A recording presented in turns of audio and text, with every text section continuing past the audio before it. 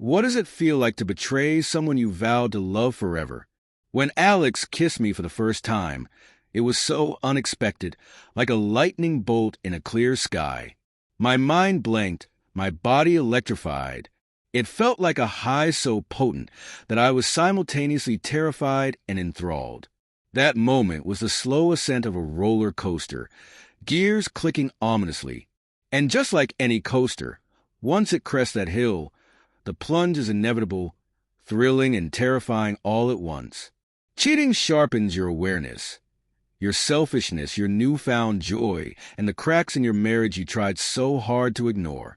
It feels surreal, as if you've wandered into a painting where nothing makes sense. Lying awake in bed beside Ethan, my husband, I would stare at the ceiling, my thoughts far away. There's a giddy rush of excitement, like being a teenager with a crush, but it's laced with guilt so sharp it leaves you breathless. Cooking dinner, serving it with a smile, I would feel the twisting in my stomach, knowing how wrong it was. Yet the thought of Alex's touch would ignite something I hadn't felt in years. Over time, it begins to feel normal. The thrill morphs into a kind of acceptance. This is right, I'd tell myself. How could something that felt so incredible, so natural, be wrong?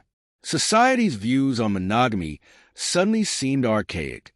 Alex kissed me with passion Ethan never had, and I found myself craving more. I wept at the unfairness of it all, at the joy I'd missed for so long. In quiet moments, I reflected on my marriage. Ethan was everything a person should want, kind, loyal, supportive. But our relationship had drifted aimlessly, more a product of convenience than passion. Planning our wedding consumed me, but I never truly thought about what it meant to be his wife. It wasn't until Alex kissed me on a cold December night under a sky full of approving stars that I realized how empty I'd been. Cheating feels like being a rebellious teenager with your husband as the overbearing parent. I rehearsed excuses before coming home. Dinner with friends, a late work meeting. The sneaking felt harmless, like it had nothing to do with Ethan. But the more I was with Alex, the harder it was to look Ethan in the eye. Our marital intimacy became unbearable. Ethan's touch felt foreign, and I had to steady my voice to say, "I love you," after we'd made love. Alone, I'd cry silently into my pillow, overwhelmed by the double life I was leading. I tried harder to be the perfect wife, folding Ethan's laundry, making his favorite meals, and managing the household to perfection. But he could sense the distance. "Are you okay?" he'd ask, his concern piercing me like a dagger. I'd shrug, tears brimming, and bury myself deeper in lies.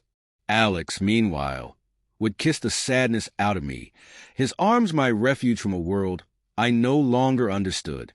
I knew I couldn't sustain it, but I didn't know how to stop. Nights with Alex were intoxicating, mornings filled with regret. I read online posts labeling cheaters as monsters and liars and hated how well the descriptions fit. I wanted to believe I was a good person, one who helped others, loved deeply, and made the world a better place. But every day, I felt more like a villain in my own story. Eventually, it became too much. One April afternoon, Ethan and I walked along a chilly beach.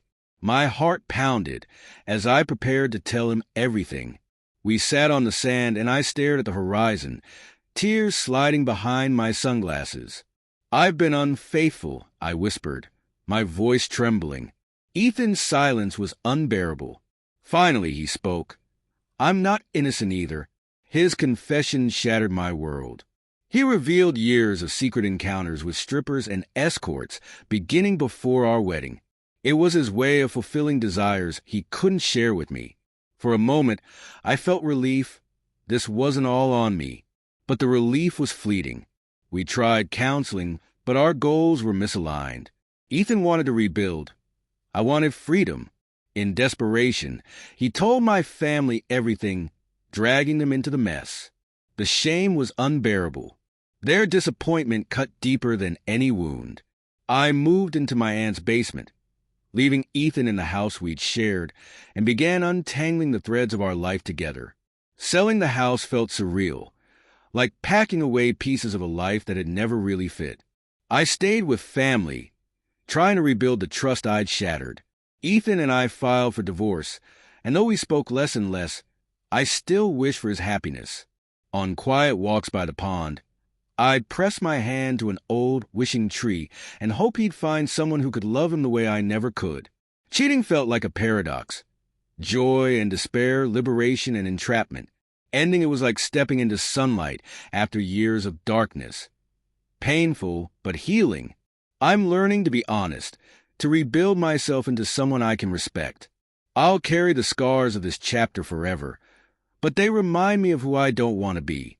Cheating was my lowest point, but it also taught me how to rise.